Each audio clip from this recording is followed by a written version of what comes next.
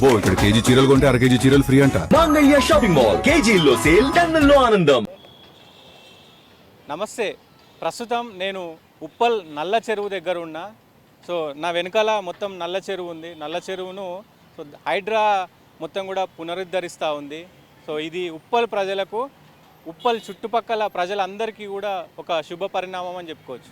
ఎందుకంటే ఈ ఏరియాలో ఇక్కడ రెగ్యులర్గా తిరిగే వాళ్ళకు అర్థమవుతుంది. ఈ ఏరియాలో ఈ నల్ల చెరువు దాదాపు గతంలో 205 ఎకరాలు ఉండేది. సో దాన్ని మొత్తం కూడా ఎంక్రోచ్ చేసుకుంటూ, అంటే ఆక్రమణలు గురవుతూ దాదాపు 60 నుంచి 70 ఎకరాల వరకు వచ్చింది.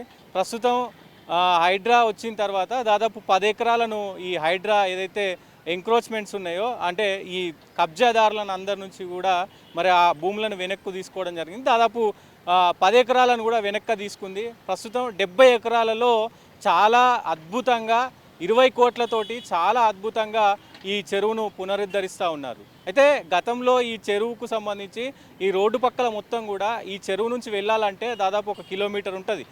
ఉప్పల్ రింగ్ రోడ్ నుంచి ఇక్కడ ఉప్పల్ ఏదైతే అక్కడ సర్కిల్ ఉందో ఆ సర్కిల్ నుంచి కొంచెం ముందుకు రాగానే ఈ చెరువు ఉంటుంది.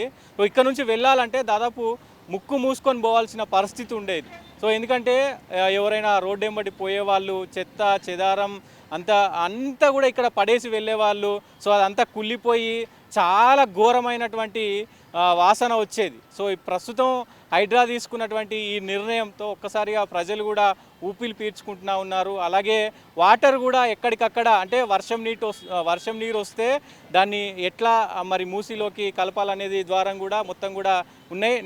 మొత్తం కూడా దీనికి సంబంధించి ఇక్కడ ప్రజలైతే ప్రస్తుతం చాలా హర్షం వ్యక్తం చేస్తూ ఉన్నారు హైడ్రా చేసినటువంటి ఈ పనికి. సో రేవంత్ రెడ్డి కూడా, ఎందుకంటే హైదరాబాదు ఇంత డెవలప్ అవుతుంటే హైదరాబాద్ ఇలా చెరువులను అన్నిటిని కూడా ఒకటొకటి మరి పునరుద్ధరిస్తున్నాం కాబట్టి సో హైడ్రాకు ఆయన కృతజ్ఞతలు తెలిపారు. దాంతోపాటు హైడ్రా చేస్తున్న పనులను కూడా ఆయన మరి మెచ్చుకున్న పరిస్థితి అయితే కనబడుతూ ఉంది. సో చూడొచ్చు, ప్రధానంగా చెరువు ఒకప్పుడు ఈ చెరువు ఎగ్జాక్ట్లీగా మనం ఇక్కడ నిలబడి ఈ చెరువును కనుక చూడాలంటే చాలా స్మెల్ వచ్చేది, చాలా దుర్భరమైనటువంటి స్మెల్ వచ్చేది, వాసన వచ్చేది. సో ఇక్కడ నిలబడాలన్నా ఇక్కడికి నుంచి వెళ్ళాలన్నా చాలా ఇబ్బందికరంగా ఉండేది. కానీ ఇప్పుడు చూడొచ్చు మీరు, హైడ్రా తీసుకున్నటువంటి నిర్ణయం ఏదైతే ఉందో ఒక చక్కగా దానికి ఒక ప్రణాళిక ప్రకారం ఒక పద్ధతి. సో ఆ వాటరు రెండు ఇన్ఫ్లోలు పెట్టారు. నాచారం నుంచి వచ్చేటువంటి ఇన్ఫ్లో ఒకటి, దాని ద్వారా ఇటు మంచినీటికి సంబంధించి కూడా మరి దీంట్లో ఉంచబోతున్నారు అనేది అయితే తెలుస్తూ ఉంది. మంచినీటి కోసం, అలాగే వర్షాలు పడ్డప్పుడు ఏదైతే మురుగునీరు వస్తుందో దానికి సపరేట్గా ఒక ఇది ఉంది, అంటే దానికి సపరేట్గా ఒక ట్రాక్ను చేశారు. మీరు ఇటు సైడ్ చూడొచ్చు, ఇంకా పనులు అయితే జరుగుతూ ఉన్నాయి. దాంతోపాటు ఏదైతే ఈ వరద నీరు ఎక్కువైన సమయంలో, అంటే చెరువు నిండిన తర్వాత వరద నీరు కానీ వర్షపు నీరు కానీ ఆ మురికి వాటర్ కానీ అవన్నీ పోవడానికి ఇక్కడ ఇంకా నిర్మిస్తున్నారు కదా. సో ఇది అవుట్ఫ్లో, ఇది ఆ అవుట్ఫ్లో నుంచి డైరెక్ట్గా కింద ఉన్నటువంటి మూసి నదిలోకి ఈ వాటర్ అనేవి మరి వెళ్ళే ప్రయత్నం జరుగుతుంది. సో ఖచ్చితంగా ఇది ఒక శుభ పరిణామం ఇక్కడి ప్రజలకు. సో ఇంకా పనులు జరుగుతూ ఉన్నాయి చాలా చాలా అద్భుతంగా, అంటే గతంలో ఎన్నడూ లేని విధంగా చాలా అద్భుతంగా మీరు విజువల్స్లో చూడొచ్చు.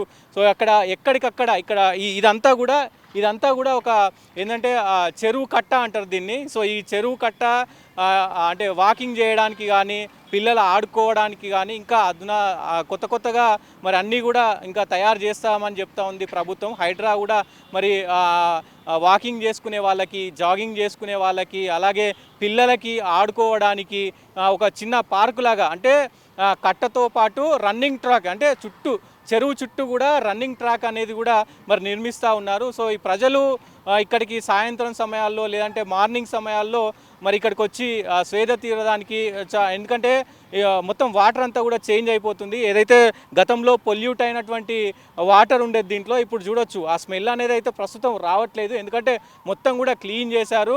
సో ఇప్పుడు ఇదంతా క్లీన్ అయిపోయిన తర్వాత మంచి వాటర్ ఒకవైపు, అలాగే మురుగు వాటర్ ఒకవైపు, రెండు సపరేటు వేలను కూడా మరి ఇక్కడ చేపట్టడం జరిగింది. సో అందుకే ఈ వాసన రాకపోవడం శుభపరిణామం. దాంతోపాటు ఇదంతా కూడా, అంటే ఇక్కడ చుట్టుపక్కల ఉన్నటువంటి ప్రజలు నాచారం కావచ్చు, ఇక్కడ వెనకాల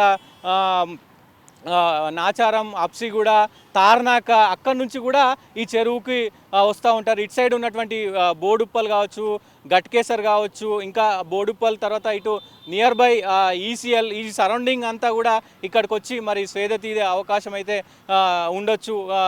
ఖచ్చితంగా మరి ఆ ప్రజలు కూడా వచ్చి ఇక్కడ చెరువును అంటే ఈ నిన్నటి నుంచి కూడా ఒక్కసారిగా ఇదంతా కూడా మరి ఆ డ్రోన్ విజువల్స్ అయితే చాలా అద్భుతంగా ఉన్నాయి. ప్రస్తుతం మరి ఈ ఉప్పల్కి సంబంధించినటువంటి డ్రోన్ విజువల్స్ కూడా చాలా అద్భుతంగా మరి ఈ మొత్తం ప్రాజెక్టు అయితే ఇక్కడ విషయం ఏంటంటే హైడ్రా వచ్చిన తర్వాత ప్రధానంగా హైడ్రా వచ్చిన తర్వాత ఒక 10 ఎకరాలను కూడా అంటే మీరు అటు సైడ్ చూడొచ్చు, నేను మీకు చూపిస్తాను. ఇక్కడ మొత్తం కూడా చెరువుకు ఆనుకొని అంటే FTL బఫర్ జోన్లు అనేది ఇప్పుడు ప్రస్తుతం తెలంగాణలో అందరికీ తెలిసిన విషయమే. సో చూడొచ్చు మొత్తం కూడా అక్కడ బిల్డింగ్లు ఎలా కట్టారు. ఒకవైపు కొంచెం మీరు ఇటు టర్న్ చేస్తే సో ఇక్కడ మీకు చెట్లు కనబడుతున్నాయి వెనకాల మొత్తం కూడా. అదంతా కూడా దాదాపు 205 ఎకరాల ల్యాండ్ ఇదంతా కూడా.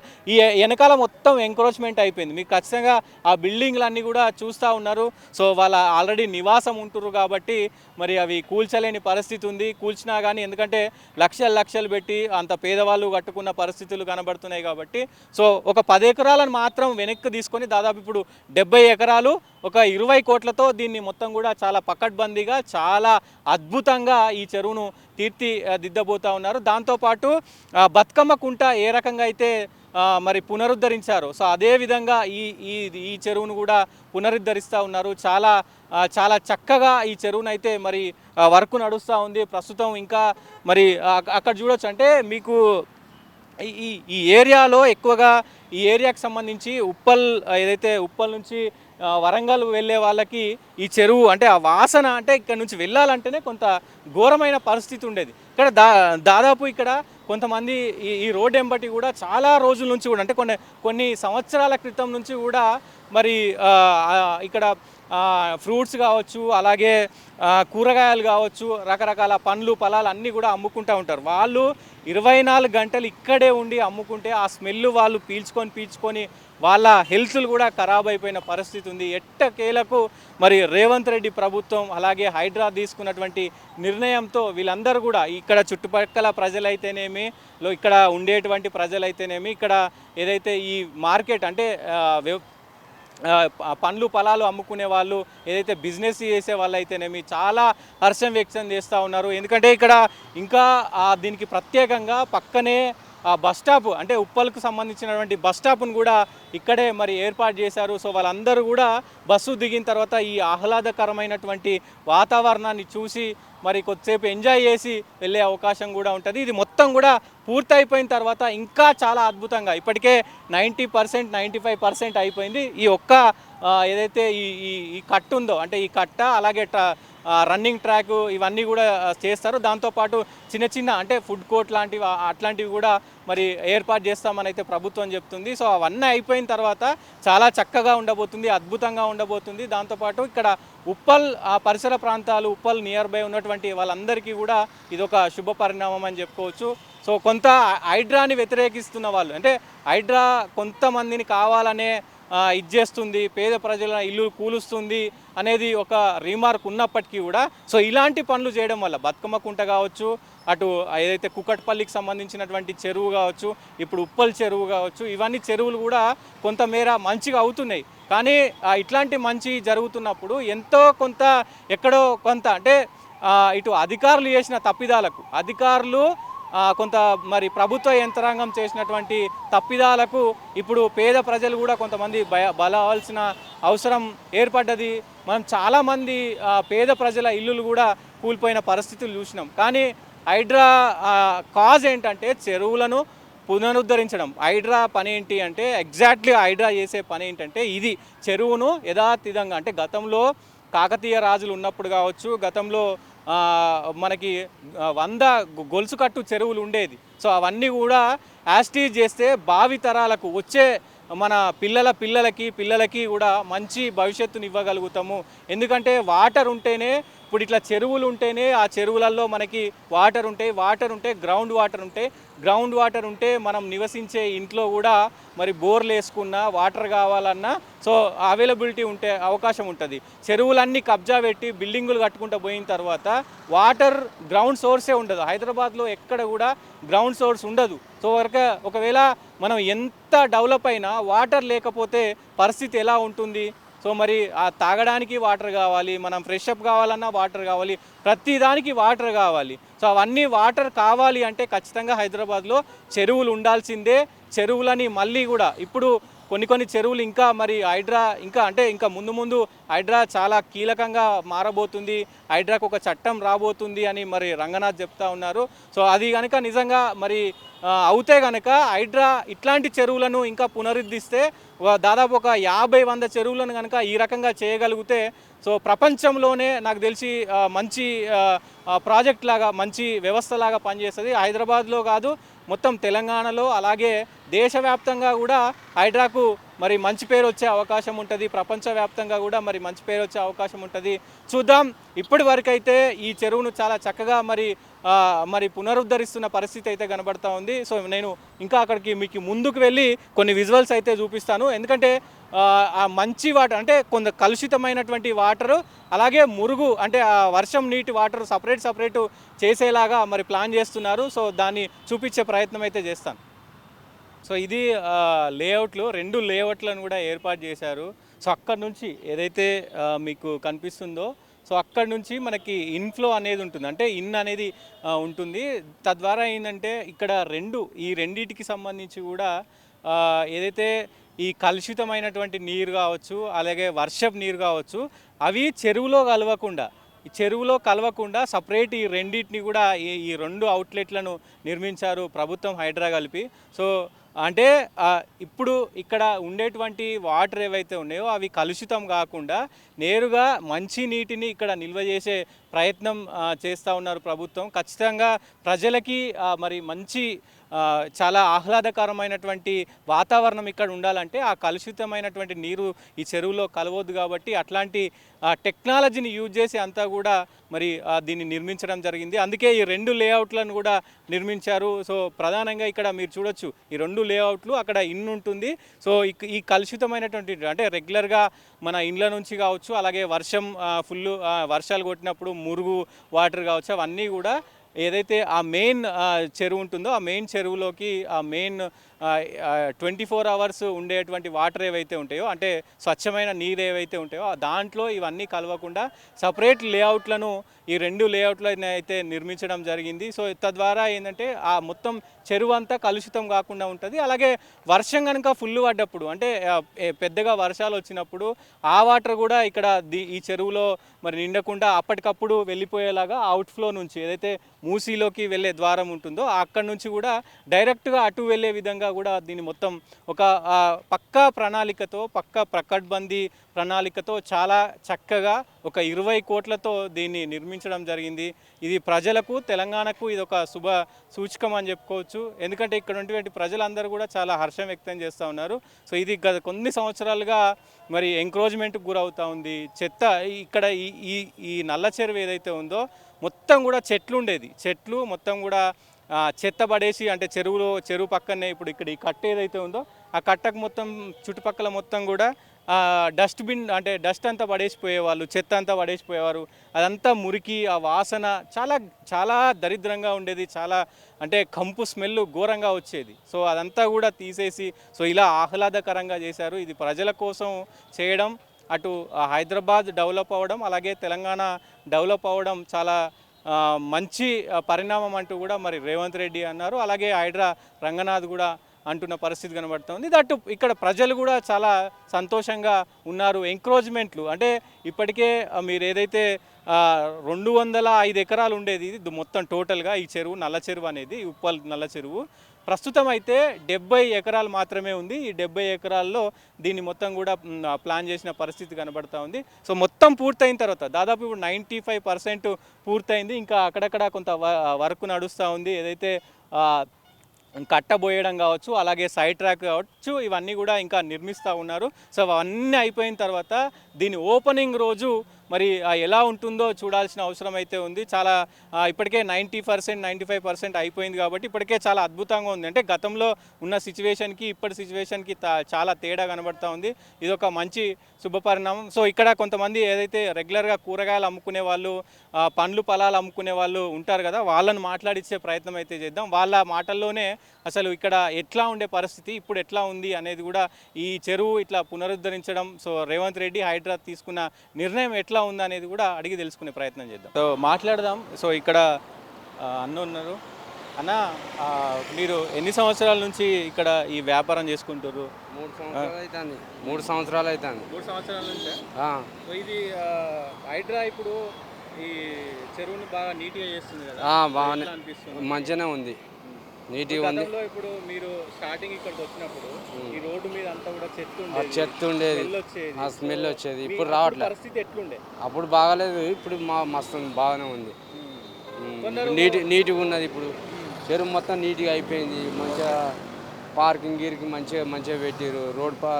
రోడ్డు కూడా బాగానే ఉంది, నీట్గా. అప్పుడు బాగాలేదు.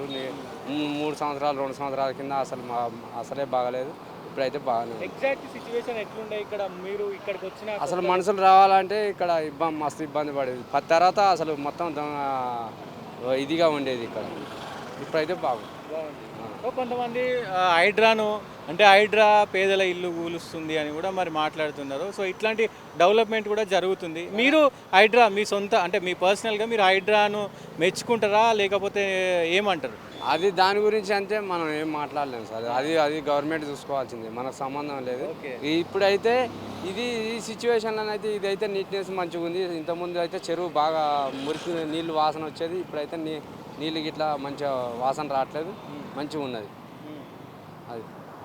సో ప్రధానంగా రేవంత్ రెడ్డి పరిపాలన ఎట్లా ఉంది? రేవంత్ రెడ్డి మళ్ళీ వచ్చే ఎలక్షన్లో కూడా నేనే గెలుస్తా అంటుండు. సో అభివృద్ధి చేస్తున్నా, తెలంగాణ రాష్ట్ర వ్యాప్తంగా కానీ హైదరాబాద్ కానీ మంచిగా చేస్తున్నా అని అంటాడు. సో మీరేమంటారు?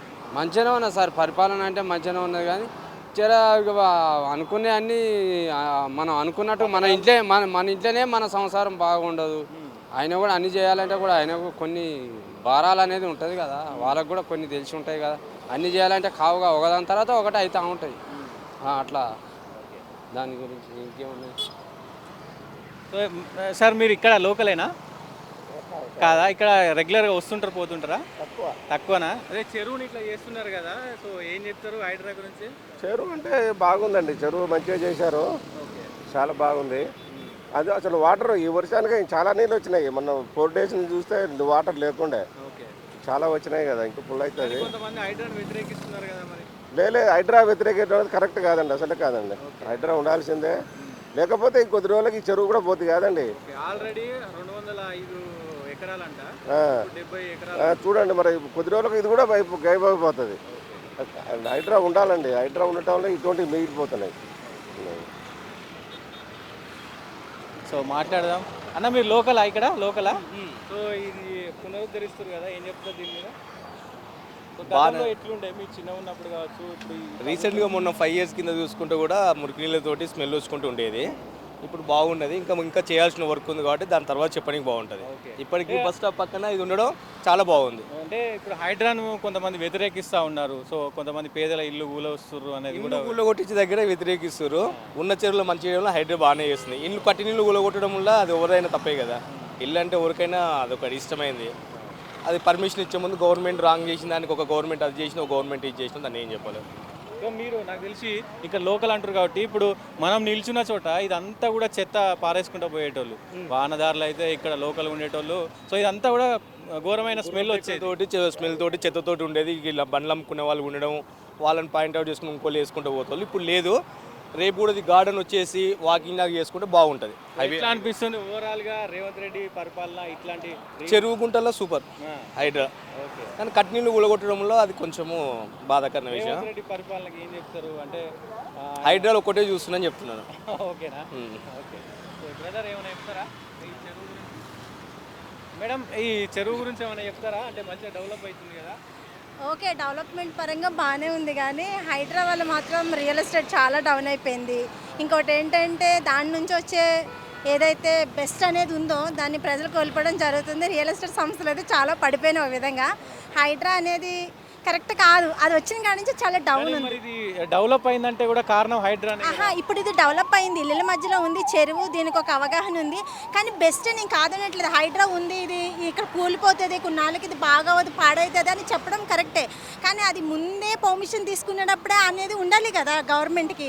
కానీ ఇప్పుడు వచ్చి సడన్ 2-3-4 ఇయర్స్లో హైడ్రా ఉందని మొత్తం ఇళ్ళలో కోలుగొట్టి చాలామంది జనాభాలను ఇబ్బంది పెట్టడం కరెక్ట్ అంటే మేడం ఇదంతా చెరువు 205 ఎకరాలు. సో ఇప్పుడు అక్కడ ఈ ఇల్లులు అన్నీ ఉన్నాయి కదా, సో అవన్నీ కూడా కూలగొట్టేది బేసిక్గా. కానీ మేము కూలగొట్టట్లేము, ఓన్లీ ఒక 10 ఎకరాలు మాత్రమే ఎంక్రోచ్మెంట్లో నుంచి తీసుకున్నాము. ఇప్పుడు 70 ఎకరాలు ఉంది. సో మరి మేము కూలగొట్టాలనుకుంటే దాదాపు ఇంకా 100 ఎకరాలు వెనకాల మొత్తం కూడా ఇదంతా చెరువుకు సంబంధించింది, అవన్నీ కూలగొడతాం కదా, ప్రజలు మేము ఎక్కడ కూడా ఇబ్బంది పెట్టాము అని రంగనాథ్ అంటారు.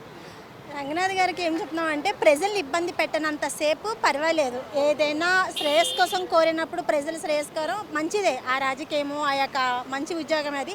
కానీ ఎప్పుడైతే ప్రజల్ని మిడిల్ క్లాస్ ఇబ్బందులు చాలా లేని వాళ్ళని ఇబ్బంది పెట్టడం వల్ల చాలా ఇబ్బందిగా అనిపిస్తూ ఉంటుంది కొన్ని విషయాలు. ఇలాంటి హైదరాబాద్లో ఇలాంటి చెరువులను డెవలప్మెంట్ చేయండి, ఖచ్చితంగా అందరూ సహకరిస్తారు, ఎందుకంటే ఇది బెస్ట్ వర్క్ కాబట్టి. రేవంత్ రెడ్డి పరిపాలన గురించి ఏం చెప్తారు? రేవంత్ రెడ్డి పరిపాలన అయితే చాలా నష్టాలు ఉన్నాయి, మంచిగా ఉంది, కాదని అనట్లేదు.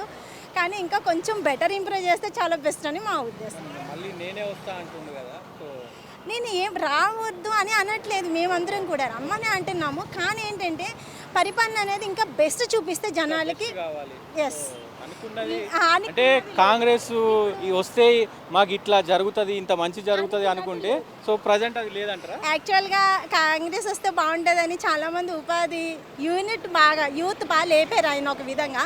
కానీ ఇప్పుడు చూస్తే ఉద్యోగాల పరంగా చాలా డౌన్ ఉంది, ఎడ్యుకేషన్ పరంగా చాలా ఇబ్బందులు పడుతున్నాయి. ఇవన్నీ కూడా కొంచెం రికవర్ చేస్తే బెస్ట్ అని అవుతుంది.